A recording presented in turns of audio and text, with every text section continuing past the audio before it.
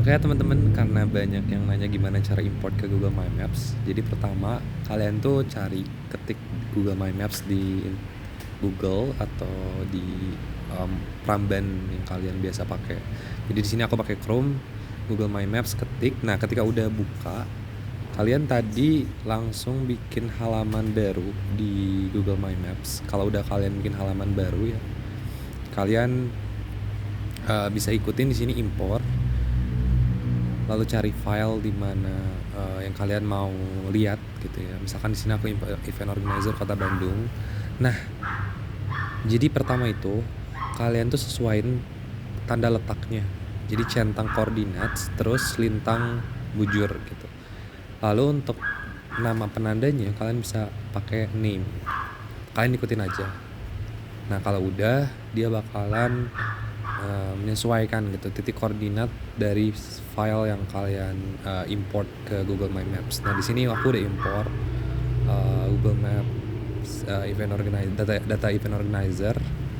Kalau kalian lihat di sini gitu ya, ini persebaran event organizer Kota Bandung gitu ya. Toko-tokonya, kantor-kantornya gitu ya, ada di mana aja. Di sini aku bisa lihat gitu ya, yang mana yang paling utara, mana yang paling selatan, timur atau barat gitu. Jadi kalian bisa sesuaiin aja. Ini misalkan fitur dasarnya, entah itu misalkan mau yang street atau apa gitu ya. Lalu untuk namanya juga kalian bisa sesuaikan. Misalkan di sini aku event organizer Bandung gitu ya. Nah, selanjutnya kalau kalian mau lihat gitu ya data satu-satu, kalian tinggal klik aja gitu ya yang gambar penanda mapsnya ini. Di sini bakal ada data kalian sesuai yang di CSV atau Excel gitu ya. Misalkan ada full addressnya, city-nya di mana gitu ya, dan lain-lain gitu ya, kategorinya apa. Lalu kalau kalian mau ubah tema gitu ya, kalian bisa klik icon yang ada icon chat gitu ya. Icon chat itu misalkan kalian ubah warna biru gitu ya, terus ikonnya kalian bisa ubah jadi titik atau apa yang kalian yang suka gitu, sesuai dengan bisnis kalian. Kalau aku di sini cari yang kotak aja deh ini. Oke, kalau udah kalian bisa lihat di sini udah ngubah gitu ya, warnanya jadi ungu, ikonnya berubah. Nah, ini kan gayanya seragam nih. Kalau misalnya kalian mau filter gitu ya, mana yang bisnis yang difilter gitu, kalian bisa masukin gaya tersendiri gitu.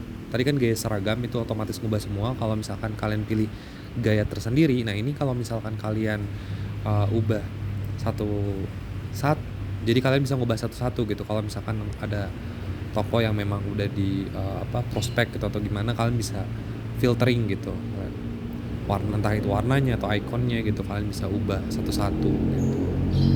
Jadi gitu.